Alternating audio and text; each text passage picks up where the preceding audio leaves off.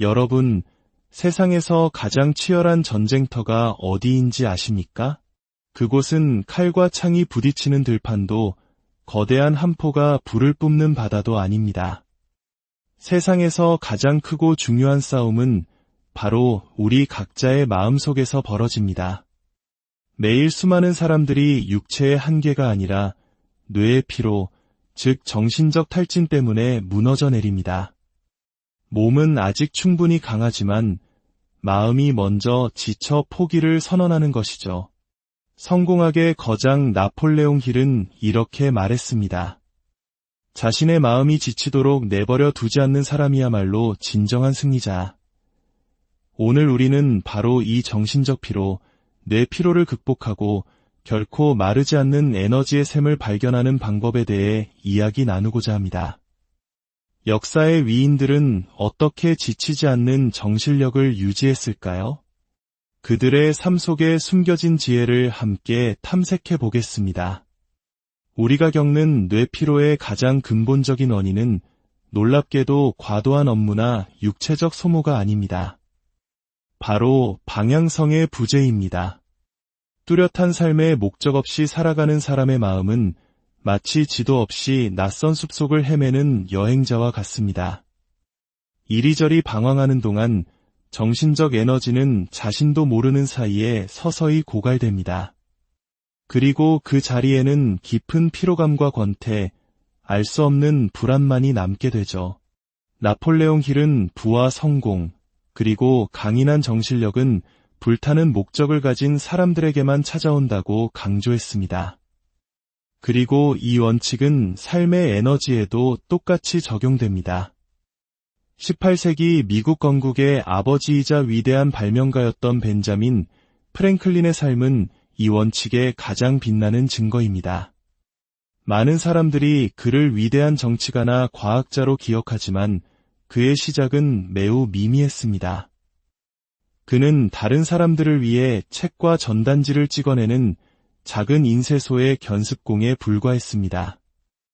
하지만 그의 마음속에는 처음부터 흔들리지 않는 명확한 비전이 있었습니다. 바로 지식을 세상에 널리 퍼뜨리고 사회를 교육하며 나 자신의 삶을 끊임없이 확장한다는 것이었죠. 이 확고한 목적의식이야말로 그의 정신적 에너지를 공급하는 가장 강력한 원천이었습니다. 생각해 보십시오. 당시의 인쇄소 일은 고된 육체노동의 연속이었습니다. 무거운 활자를 하나하나 배열하고 수동으로 프레스를 돌리는 작업은 누구라도 쉽게 지치게 만들 수 있었습니다. 하지만 프랭클린의 정신은 결코 지치지 않았습니다. 그에게는 그 모든 고된 노동을 뛰어넘는 더 위대한 목표가 있었기 때문입니다. 견습공으로서의 일이 끝나면 그는 밤늦도록 책을 읽고 새로운 과학 실험에 몰두했으며 자신의 글쓰기 능력을 향상시키기 위해 부단히 노력했습니다. 만약 그에게 이처럼 명확한 목표가 없었다면 이 모든 노력은 그저 고통스러운 뇌 피로로 이어졌을 뿐입니다. 여기서 우리는 목적의 명확성이 왜 그토록 중요한지 깨닫게 됩니다. 우리의 뇌는 우리 몸이 가진 에너지의 가장 큰 소비자입니다. 의학 연구에 따르면 뇌는 우리가 아무것도 하지 않고 쉬고 있을 때조차 신체 전체 에너지의 약 20%를 사용합니다. 이제 상상해 보십시오. 이 막대한 에너지가 단 하나의 집중된 목표를 위해 사용된다면 얼마나 엄청난 생산성을 발휘할 수 있을까요? 하지만 뚜렷한 방향이 없다면 우리의 마음은 한순간 미래를 걱정하고 다음 순간에는 남과 자신을 비교하며 또 다른 순간에는 실체 없는 두려움이나 헛된 환상에 빠져 에너지를 낭비합니다. 그 결과는 만성적인 정신적 탈진, 즉 뇌 피로뿐입니다. 벤자민 프랭클린의 삶은 단순한 인쇄공에서 끝나지 않았습니다. 그는 출판사를 차려 더 많은 사람들이 지식과 아이디어에 접근할 수 있도록 만들었고 신문을 발행했으며 자신의 글로 수많은 사람들에게 영감을 주었습니다. 그의 목적은 여기서 멈추지 않았습니다. 그는 전기의 비밀을 파헤치기 위해 위험한 실험을 감행했고 이중 초점 안경을 발명했으며 뛰어난 외교술로 미국의 독립을 이끌어내는데 결정적인 역할을 했습니다. 주목해야 할 점은 그의 모든 위대한 업적 뒤에는 명확하게 정의된 목적이 있었다는 사실입니다. 프랭클린은 단 한순간도 이유 없이 에너지를 낭비하지 않았습니다.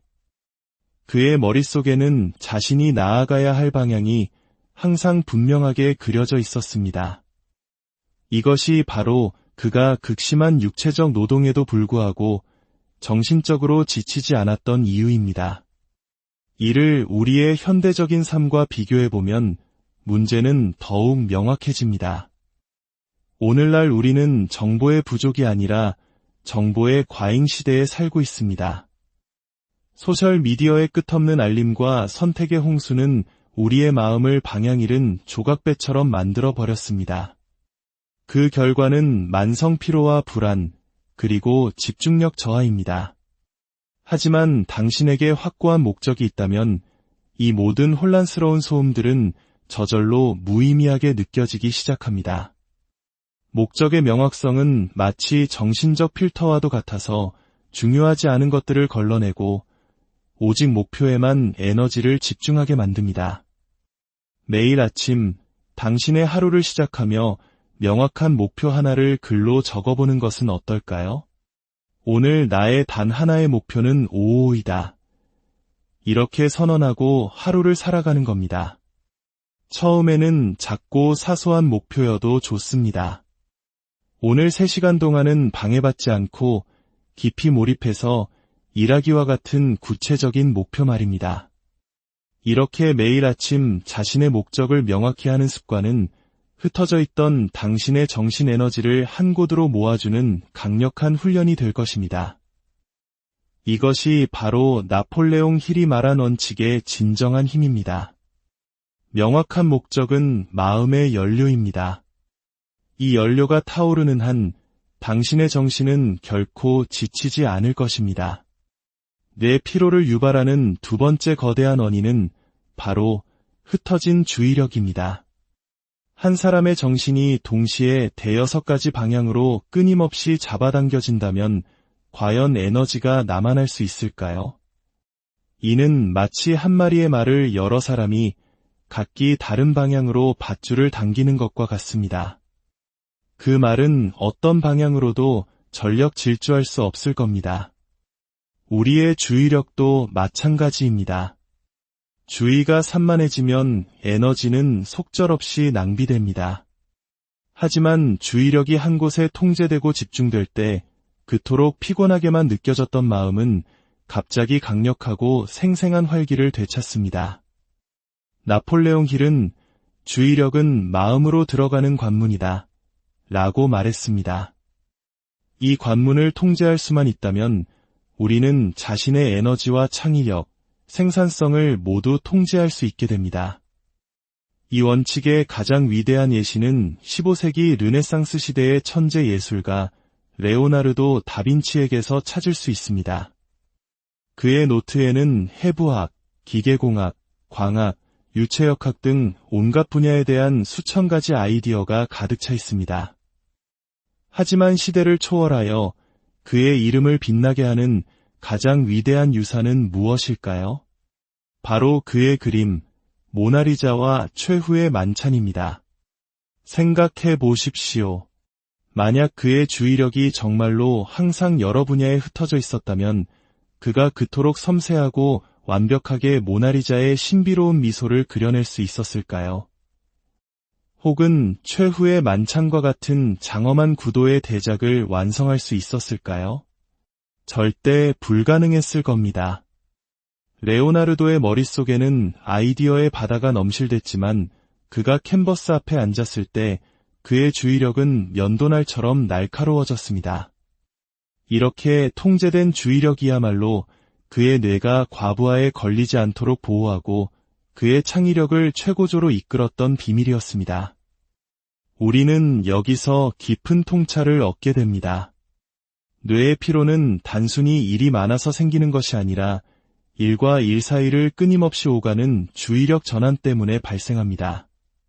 현대 뇌과학 역시 멀티태스킹은 신화에 불과하다고 말합니다. 우리가 동시에 여러 가지 일을 하려고 할 때 우리의 뇌는 계속해서 주의력을 전환해야만 합니다. 그리고 이 전환이 일어날 때마다 막대한 양의 정신 에너지가 소모됩니다. 통제된 주의력은 이 문제의 유일한 해결책입니다. 당신의 주의를 하나의 대상에 완전히 고정시킬 때 마음속의 소음은 잦아들고 명료함이 그 자리를 채웁니다. 이는 마치 흩어진 햇빛과 같습니다. 넓게 퍼진 햇빛은 따스함을 주지만 돋보기를 이용해 한 점에 모으면 종이를 태울 만큼 강력한 힘을 발휘합니다. 흩어진 주의력은 우리를 그저 미지근하게 만들지만 통제된 주의력은 우리 안에 불꽃을 일으킵니다. 이제 당신의 하루를 돌아보십시오. 아침에 눈을 뜨자마자 스마트폰을 확인하고 뉴스를 훑어보고 카카오톡 메시지에 답장하고 인스타그램을 스크롤합니다. 정작 중요한 일이나 공부를 시작하려 할 때 당신의 마음은 이미 수십 가지 정보로 인해 산만해져 있습니다. 잠시 후 전화벨이 울리고 또 다른 알림이 주의를 빼앗아갑니다. 하루가 끝날 무렵 당신은 생각합니다. 정말 바빴는데 왜 이룬 것은 하나도 없을까? 이것이 바로 통제되지 않은 주의력이 치르는 값비싼 대가입니다. 반대로 상상해 보십시오. 하루에 단 1시간이라도 모든 방해 요소를 차단하고 깊이 몰입하는 시간을 갖는 겁니다. 휴대폰은 무음으로, 주변은 고요하게, 오직 하나의 과업에만 집중하는 시간. 그 1시간 동안 당신의 뇌는 평소와는 비교할 수 없는 엄청난 잠재력을 발휘할 것입니다. 이것이 바로 통제된 주의력의 마법입니다. 레오나르도 다빈치와 같은 거장들은 이미 수세기 전에 이 원리를 삶으로 증명했습니다. 그들에게는 스마트폰이 없었지만 그들은 자신의 마음을 레이저처럼 집중시키는 법을 알고 있었습니다. 일상에서 통제된 주의력을 기르는 것은 어렵지 않습니다. 첫 번째 단계는 방해 요소 제거입니다. 특히 스마트폰 알림은 당신의 가장 큰 적입니다. 연구에 따르면 한번 집중이 깨진 후 다시 깊은 몰입 상태로 돌아가는 데는 평균 23분이 걸린다고 합니다. 알림을 확인할 때마다 당신은 23분의 시간과 막대한 정신 에너지를 잃고 있는 셈입니다. 두 번째 단계는 깊은 작업의 실천입니다. 하루에 최소 1시간, 오직 하나의 일에만 몰두하는 시간을 정하십시오. 그 시간만큼은 다른 모든 것을 잊고 온전히 그 일에 빠져드는 겁니다. 이 훈련은 당신의 뇌가 한 방향으로 주의를 모으도록 길들여 줄 것입니다. 흩어진 주의력은 마음의 에너지를 고갈시키지만 통제된 주의력은 마음을 재충전합니다. 당신의 주의력을 통제할 수 있을 때 당신의 뇌는 더 이상 피로를 느끼지 않고 끊임없이 신선하고 강력한 힘을 발휘하게 될 것입니다. 뇌의 피로는 단순히 정신적인 문제에서만 비롯되지 않습니다. 그것은 우리의 몸과 깊이 연결되어 있습니다. 몸이 약해지면 마음이 가장 먼저 무너져 내립니다. 상상해 보십시오. 날카로운 검과 견고한 갑옷을 갖춘 전사가 있습니다. 하지만 그의 다리에는 힘이 없고 숨은 가쁩니다. 과연 그가 전쟁에서 승리할 수 있을까요? 아마 어려울 겁니다. 우리의 뇌도 마찬가지입니다. 명료한 사고와 깊은 집중을 위해서는 에너지가 필요합니다. 만약 몸이 그 에너지를 제대로 공급해주지 못한다면 뇌는 속수무책으로 무너질 수밖에 없습니다. 이 원리를 가장 극적으로 보여주는 예는 고대 그리스의 전사사회 스파르타입니다. 그들은 역사에 훈련과 인내라는 단어의 의미를 새로 썼습니다. 스파르타의 혹독한 신체 훈련은 단순히 근육을 키우기 위한 것이 아니었습니다. 그들의 진정한 목표는 강인한 정신적 인내력을 기르는 것이었습니다. 스파르타의 아이들은 어린 시절부터 추위와 굶주림, 그리고 극한의 신체적 도전을 견디도록 훈련받았습니다. 그들은 강한 신체가 강한 정신을 만든다고 굳게 믿었습니다. 현대 뇌과학 역시 이 믿음이 사실임을 증명합니다. 규칙적인 신체 활동은 혈액순환을 개선하여 뇌에 더 많은 산소와 영양분을 공급합니다. 그 결과 뇌는 더욱 신선하고 명민한 상태를 유지하게 됩니다. 이것이 바로 스파르타인들이 혼란스러운 전쟁터 속에서도 침착함과 집중력을 잃지 않았던 이유입니다. 그들의 몸이 강력한 에너지 발전소 역할을 했기 때문입니다. 하지만 몸과 뇌의 연결은 단지 신체 훈련에만 국한되지 않습니다. 우리가 무엇을 먹고 어떻게 자느냐가 뇌의 에너지 수준을 직접적으로 결정합니다. 고대 철학자 피타고라스는 그의 제자들에게 가벼운 채식 위주의 식사를 하고 과식을 피하라고 가르쳤습니다. 기름지고 무거운 음식은 소화기관에 부담을 주어 몸을 무겁게 하고 뇌를 둔하게 만들기 때문입니다. 수면 역시 결정적으로 중요합니다. 아리스토텔레스는 잠을 자는 동안 영혼은 치유의 과정을 거친다고 말하며 명료한 정신을 위해 수면이 필수적임을 강조했습니다. 오늘날 우리는 잠자는 동안 뇌가 독소를 제거하고 기억을 정리하며 다음 날을 위해 재충전된다는 사실을 과학적으로 알고 있습니다. 수면 부족은 뇌 피로를 부르는 가장 확실한 지름길입니다. 몸과 마음의 조화, 이것이 바로 균형 잡힌 에너지의 핵심입니다. 마음만 단련하고 몸을 돌보지 않는다면 뇌는 금방 지칠 것입니다. 반대로 몸만 강하게 만들고 마음에 뚜렷한 목적과 명료함을 주지 않는다면 그 에너지는 엉뚱한 곳에서 낭비될 것입니다. 우리의 현대적인 생활 방식을 돌아보십시오. 늦은 밤까지 이어지는 스마트폰 사용, 불규칙한 식사와 수면, 신체 활동의 부족. 이런 생활 방식이 과연 우리의 뇌에 충분한 에너지를 공급할 수 있을까요? 이것이 바로 오늘날 수많은 사람들이 특별히 힘든 일을 하지 않았음에도 불구하고 항상 피곤함을 느끼는 이유입니다. 몸과 뇌의 연결고리가 끊어져 있기 때문입니다. 해결책은 간단합니다. 첫째, 충분한 수면입니다. 매일 최소 7시간 이상의 질 좋은 잠은 뇌를 위한 최고의 보약입니다. 둘째, 가벼운 식사입니다. 신선한 과일과 채소, 충분한 물은 뇌를 자연적으로 깨어있게 합니다. 셋째, 규칙적인 신체 활동입니다. 거창한 운동이 아니어도 좋습니다. 매일 잠깐의 산책이나 스트레칭만으로도 당신의 뇌에는 신선한 산소와 에너지가 공급될 것입니다.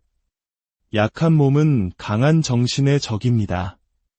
만약 당신이 뇌의 피로에서 벗어나고 싶다면 먼저 당신의 몸을 강하게 만드십시오. 균형 잡힌 에너지는 몸과 뇌를 연결하는 보이지 않는 다리입니다. 이 다리가 튼튼할 때 당신의 마음은 어떤 어려움 속에서도 지치지 않는 강력한 힘을 발휘할 것입니다. 뇌의 피로는 감정 상태와도 깊은 관련이 있습니다. 두려움, 분노, 질투, 원망과 같은 부정적인 감정들은 우리 마음의 에너지를 가장 빠르게 고갈시키는 주범입니다. 이러한 감정들에 지속적으로 휩싸여 있을 때 우리의 뇌는 결코 편히 쉴 수 없습니다. 이는 마치 스마트폰의 수많은 앱들이 백그라운드에서 계속 실행되며 배터리를 소모하는 것과 같습니다. 이 원칙을 가장 잘 보여주는 역사적 인물은 로마 제국의 황제이자 스토아 철학자였던 마르쿠스 아우렐리우스입니다. 그의 시대는 전쟁, 정치적 음모, 끊임없는 반란으로 가득 찬 혼돈의 시기였습니다. 그럼에도 불구하고 그는 부정적인 감정이 자신의 판단력과 정신적 명료함을 흐리게 내버려 두지 않았습니다. 그는 스토아 철학의 핵심 원리, 즉 외부에서 일어나는 사건은 통제할 수 없지만 그것에 대한 나의 반응은 통제할 수 있다는 가르침을 매일 실천했습니다. 그는 이렇게 기록했습니다. 당신은 당신의 마음을 다스릴 힘을 가졌지 외부 사건을 다스릴 힘을 가진 것이 아니다. 이것을 깨달으면 당신은 힘을 얻을 것이다. 이러한 통제된 마음가짐은 그가 전쟁터에서는 침착함을, 궁정에서는 집중력을, 그리고 개인의 삶에서는 정신적 평온을 유지할 수 있게 해주었습니다. 그의 삶은 우리에게 중요한 교훈을 줍니다. 뇌의 피로는 단순히 과도한 업무량 때문에 오는 것이 아니다. 아무리 혼란스러운 환경에 처해 있더라도 자신의 감정을 다스릴 수 있다면 마음은 결코 지치지 않는다는 것입니다. 반대로 기쁨, 감사, 호기심, 사랑과 같은 긍정적인 감정들은 뇌에 연료를 공급합니다. 긍정적인 마음 상태에 있을 때 에너지의 흐름은 원활해지고 방해 요소는 줄어들며 뇌의 피로는 눈에 띄게 감소합니다. 일상에서 감정을 조절하는 힘을 기르는 방법은 간단하지만 강력합니다. 첫째, 저널링입니다. 매일 저녁, 하루 동안 느꼈던 감정과 반응을 기록해 보십시오. 어떤 부정적인 감정이 당신의 에너지를 빼앗아 갔는지 파악하는 것만으로도 큰 변화가 시작됩니다. 둘째, 감사 연습입니다. 매일 아침 감사한 일 3가지를 적어보십시오. 감사는 뇌의 보상 회로를 활성화하여 긍정적인 감정 상태를 만들어냅니다. 셋째, 명상 또는 마음 챙김 호흡입니다. 하루 단 10분이라도 고요히 앉아 자신의 호흡에 집중하는 시간은 당신의 뇌를 재충전하는 가장 효과적인 방법입니다. 다음에 스트레스나 두려움, 질투를 느낄 때 즉각적으로 반응하는 대신 잠시 멈추십시오. 그리고 당신의 감정을 그저 관찰하고 기록하고 긍정적인 감정을 의식적으로 키워나가십시오. 이것이 바로 감정적 훈련이며 진정한 정신 에너지 관리법입니다. 마지막으로 뇌의 피로는 당신을 둘러싼 환경과 사람들과도 깊이 관련되어 있습니다. 끊임없는 불평과 비난, 혼돈으로 가득한 환경에 둘러싸여 있다면 당신의 마음은 자신도 모르는 사이에 서서히 에너지를 빼앗기게 됩니다. 나폴레옹 힐은 당신의 마음은 정원과 같다. 어떤 씨앗을 심든 그것이 자라날 것이다. 라고 말했습니다. 당신이 시간을 함께 보내는 환경과 사람들은 당신의 정신 상태와 에너지 수준을 결정하는 씨앗입니다. 18세기 영국 버밍엄의 루나 소사이어티는 이 원칙의 힘을 보여주는 놀라운 사례입니다. 증기기관을 개량한 제임스 와트를 비롯한 당대 최고의 발명가, 과학자, 사상가들이 모인 이 학회는 단순한 지식 교류의 장이 아니었습니다. 그곳은 서로에게 끊임없는 영감과 도전을 주며 구성원들의 뇌에 에너지를 공급하는 강력한 생태계였습니다. 그곳에는 부정적인 뒷담화나 불필요한 잡담이 들어설 자리가 없었습니다. 오직 지적인 탐구와 창조적인 협력만이 존재했습니다. 반대로 부정적인 동료들과 혼란스러운 리더십이 가득한 직장 환경에 갇혀 있는 사람을 생각해 보십시오. 그는 매일 창의력과 집중력을 발휘하는 대신 그저 살아남기 위해 정신 에너지를 소모하고 있습니다. 이는 현대 뇌과학으로도 증명됩니다. 긍정적이고 지적인 자극을 주는 환경은 우리의 뇌에서 도파민과 세로토닌 같은 긍정적인 신경 전달 물질의 분비를 촉진합니다. 반면 부정적인 환경은 스트레스 호르몬인 코르티솔 수치를 높여 정신 에너지를 지속적으로 고갈시킵니다. 당신이 있는 공간, 함께하는 사람들이 바로 당신의 정신 에너지에 직접적인 영향을 미치고 있다는 사실을 기억하십시오. 당신의 주변을 의식적으로 점검하고 긍정적이고 영감을 주며 성장을 돕는 환경과 사람들로 채우십시오. 이것은 좋은 음식을 먹고 충분한 잠을 자는 것만큼이나 중요합니다. 자, 이제 우리는 뇌의 피로가 단순히 육체적 피곤함이 아니라는 것을 알게 되었습니다. 그것은 우리의 목적, 주의력, 신체 에너지, 감정 상태, 그리고 우리를 둘러싼 환경과 깊이 연결된 복합적인 현상입니다. 오늘 우리가 함께 나눈 역사의 지혜를 기억하십시오. 첫째, 벤자민 프랭클린처럼 명확한 목적을 세우십시오. 목적은 당신의 정신을 이끄는 등대입니다. 둘째, 레오나르도 다빈치처럼 주의력을 통제하십시오. 집중된 주의력은 에너지를 창조합니다. 셋째, 스파르타인들처럼 몸과 마음의 균형을 맞추십시오. 강한 신체는 강한 정신의 토대입니다. 넷째, 마르쿠스 아우렐리우스처럼 감정을 다스리십시오. 감정의 평온함이 진정한 힘입니다. 마지막으로 루나 소사이어티처럼 긍정적인 환경을 선택하십시오. 당신이 머무는 곳이 바로 당신 자신이 됩니다. 오늘 이야기가 여러분의 마음에 울림을 주었다면 잠시 시간을 내어 구독과 좋아요를 눌러주세요. 여러분의 작은 행동 하나가 지혜를 널리 나누는 큰 힘이 됩니다. 여러분의 삶에 늘 평온과 명료함이 가득하기를 기원합니다. 당신의 마음은 당신이 가꿀 수 있는 가장 소중한 정원입니다. 혼란스러운 생각과 부정적인 감정, 해로운 환경의 에너지를 빼앗기지 마십시오. 대신 그 소중한 정원을 정성껏 가꾸고 재충전하며 당신이 원하는 방향으로 에너지를 집중시키십시오. 당신의 정신 에너지는 당신이 가진 가장 위대한 힘입니다. 그 힘으로 당신은 어떤 도전이든 이겨낼